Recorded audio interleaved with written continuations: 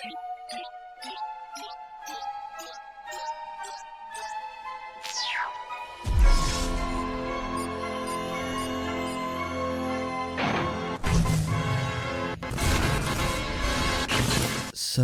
we all know SpongeBob, right? The little yellow sponge who's always laughing, smiling, and annoying his neighbor. And just all around being a goofy character. With a starfish by the name of Patrick, who is his best friend. Well, now that we have the introduction all settled, I'd like to let you all know that I have one, or rather had, a very rare copy of a SpongeBob episode. Written by none other than Steven Hillenburg. While roaming Nickelodeon Studios in June 2008, let me tell you that the tickets to get in were not easy to get. Anyway, I ran into Mr. Hillenburg in one of the main areas of the studio. No, literally, I ran into him. See, I kinda snuck into a high security area and well, I ended up alerting guards and you get the gist. After bumping into him, I apologized. Mr. Hillenburg looked as though he was in a daze. And I waved my hand in front of him, but he continued onward past me. This made me a little uneasy. Once he walked away, I spotted something on the ground where I had bumped into Hillenburg. It was a videotape. It didn't have anything of discernible title on it, nor anything remotely close to what the video was about. No sticker, nothing on the inside of the film protector, anything. I picked it up and ran very quickly out of the lot. About a week later, after my initial journey by plane back to Chicago, I remembered that I still had the tape. Seeing as I had a VHS to DVD burner that I got for Christmas last year, I decided to get a blank DVD-R disc and put it into the DVD side of the burner. And the video inside of the VHS side. After about 30 minutes or so, it popped out the disc and video. I think that's what they're supposed to do when a disc is done burning. Anyway, I popped the DVD into my computer. Autoplay popped up, of course, because I had modified my computer to do so. I decided to look in the folder for it. There was a movie file that went by the name of Pearl.AVI. Pearl, I then double-clicked the movie file as Windows Media Center popped up. Are you ready, kids?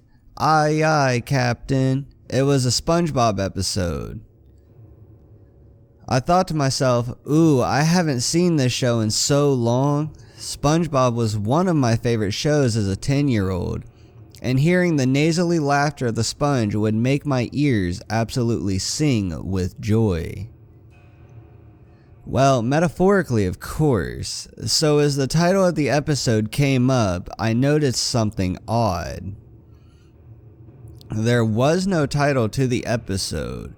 It just skipped right into the episode. It showed the three things I knew and loved about SpongeBob. The three main houses, the pineapple, the Easter Island head, and the rock with an antenna on it. I smiled with nostalgia as I heard SpongeBob's laughter echoing through the computer speakers. SpongeBob was watching a TV show on his little diver helmet TV. About 5 seconds after the scene transitioned into SpongeBob's house, and Pearl, Mr. Krabs' daughter, burst through SpongeBob's door, breaking the door down as she does so. She is seen sobbing hysterically in a comedic manner. You know, many waterfalls coming out of her eyes. SpongeBob begins to walk over and ask Pearl, "What's wrong?" Pearl replies, "Oh, SpongeBob, it's terrible. Daddy won't talk to me. He hasn't said a single word to me all day. He just sits in his bedroom looking down at the floor, sighing." SpongeBob replies back to her in a bit of a heroic way. "Mr. Krabs? That seems weird. Don't worry, Pearl. I'll go talk to him." "You will, SpongeBob?" Pearl replies with a looking of happiness on her face.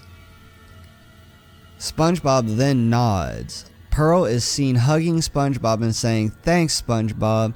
You're the coolest." The screen transitions with Bubbles coming up to SpongeBob nearing the giant anchor or that Mr. Krabs and Pearl live in, saying, "Cool, huh? Cha-cha." And you hear a jazz trumpet chorus playing a chord as SpongeBob is seen doing comedically cool stance and look. He then knocks on Mr. Krabs' door. We then see Mr. Krabs' claws quickly grab SpongeBob and pull him into his home. "SpongeBob, me boy. Ah, I'm glad you're here. I have to tell you something." "What is it, Mr. Krabs?" SpongeBob asks. It's about Pearl. You see, she's... SpongeBob, confused by Mr. Krabs' stammering, asks, "She's what, Mr. Krabs?" A grim look comes upon Mr. Krabs' face. "She's adopted, me boy." SpongeBob gasps. "Adopted?" A claw grabs SpongeBob's lips as they're seen being comedically stretched forward. "Shh, she might be out there listening. Now, me boyo, I want you to tell her she is adopted." I can't do it." Tears began to well up in Mr. Krabs' eyes. "I just can't." SpongeBob looks shocked at this. But Mr. Krabs, I can't do that. It would break her fragile heart." "SpongeBob, that's an order," Mr. Krabs says with sadness and frustration in his eyes. Yes, sir," said SpongeBob whilst he saluted and began to run out panting. I, at this point, was starting to get a bit uneasy. This wasn't the SpongeBob Squarepants I knew back in the day. This was something else. Something more adult. Now, even though I liked more adult stuff, this episode just made me really uneasy. Telling someone they're adopted is not an easy task, trust me.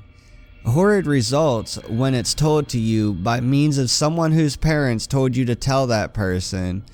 The last time I had to do that, I had to coax someone out of committing suicide. Anyway, back to the episode. The screen transitions again back to SpongeBob's house where Pearl is seen sniffling as SpongeBob pops his head into the busted doorway.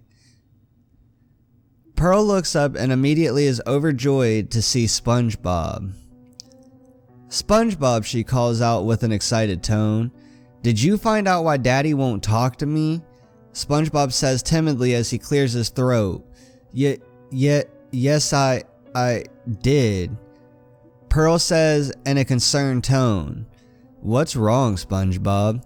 We then hear SpongeBob's thoughts. What do I do? Should I tell her or should I lie to Mr. Krabs? No, lying wouldn't do a thing. Mr. Krabs would probably dock my pay to half a penny a day if I did that. This made me do a small chuckle as I knew Mr. Krabs is a cheapskate.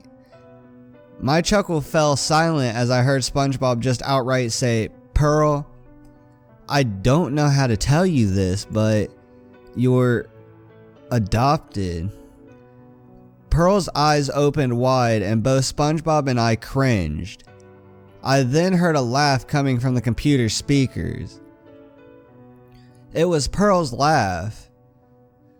"That's a good one, SpongeBob, but really, why won't Daddy talk to me?"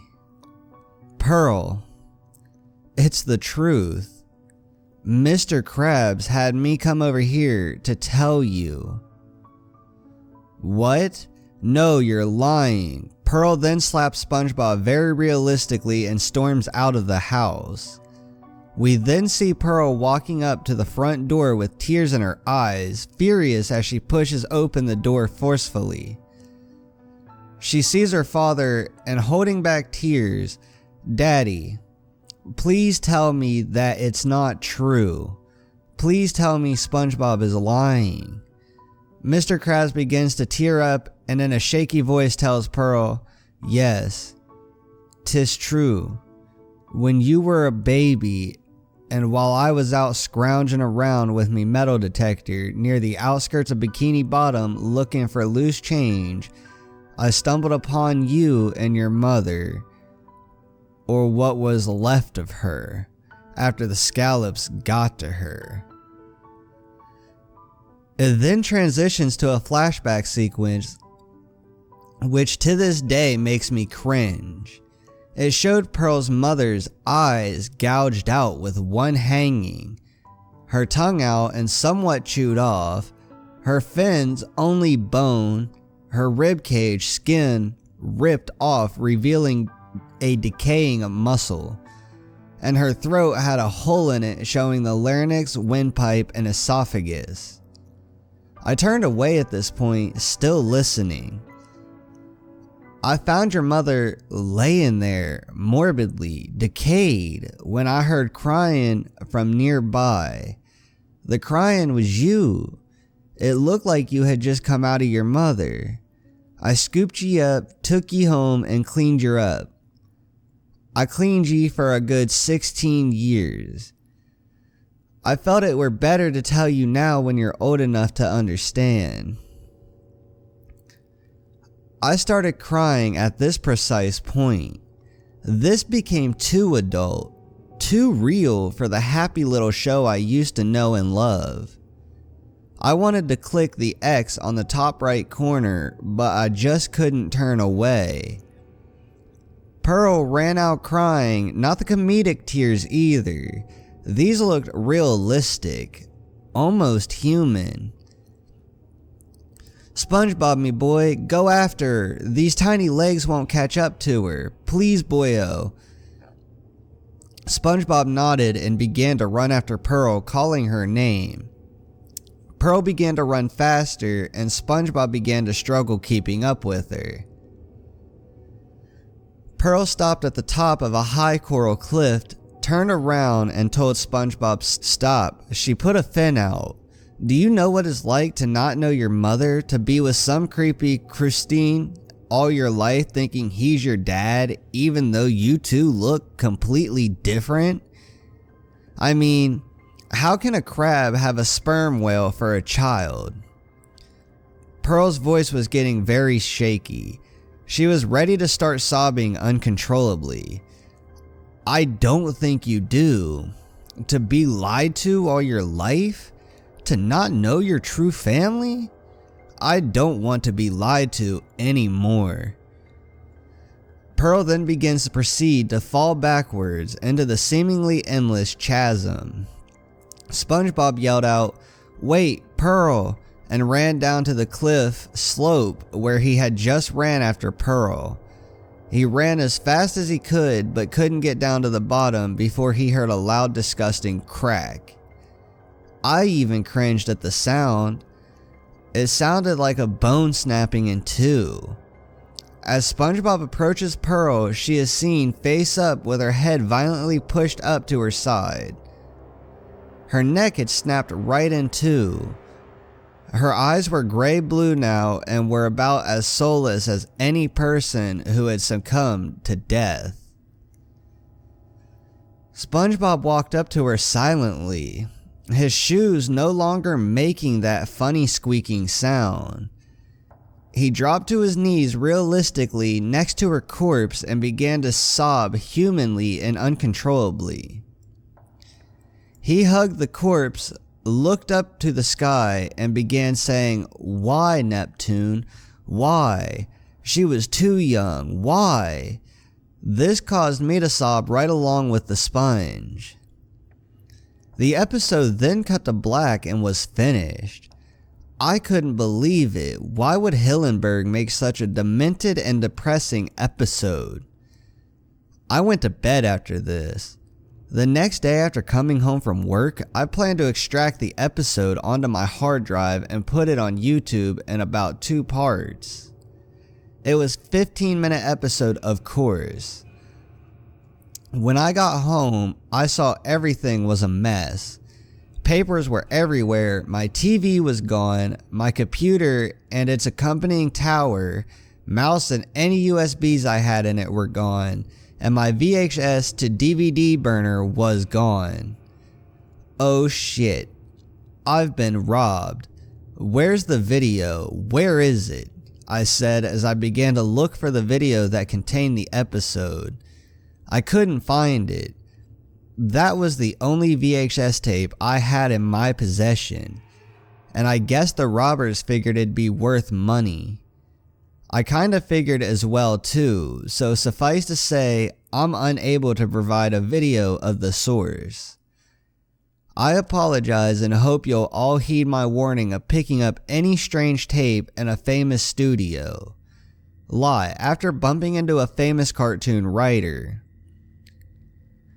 I don't think anyone will see as suicidemouse.avi was up on YouTube.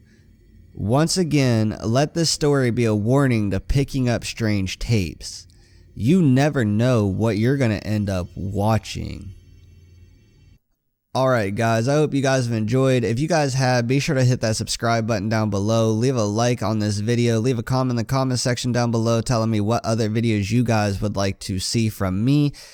We've hit 9,000 subscribers. Thank you guys so much. I appreciate all the support, as well as the link to this story will be down in the description below, and the link to all my social media, my Twitter, my Instagram, my Snapchat, all that stuff is down in the description below, excuse me. So be sure to go check that out because it is a really good way to interact with me. This has been a bit of a longer video. I really enjoyed this story. I hope you guys have enjoyed this story as much as I've enjoyed making this video for you guys, and I will see you guys in the next video. Peace out.